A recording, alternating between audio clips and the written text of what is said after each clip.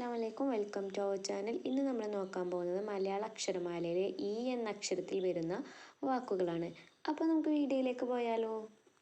അതിനു മുമ്പായിട്ട് നിങ്ങൾക്ക് ഈ വീഡിയോ യൂസ്ഫുൾ ആവുകയെന്നുണ്ടെങ്കിൽ സബ്സ്ക്രൈബ് ചെയ്യാനും ലൈക്ക് ചെയ്യാനും കമൻറ്റ് ചെയ്യാനും അതുപോലെ തന്നെ യൂസ്ഫുൾ ആവുമെന്ന് തോന്നുന്നവർക്ക് അയച്ചു കൊടുക്കാനും മറക്കല്ലേ. അപ്പോൾ നമുക്ക് ഫസ്റ്റ് തന്നെ ഒരു വാക്ക് നോക്കാം, ഈ വെച്ചിട്ടുള്ളത്. ഫസ്റ്റ് നമ്മൾ നോക്കുന്നത് ഇറ എന്നുള്ള വാക്കാണ്.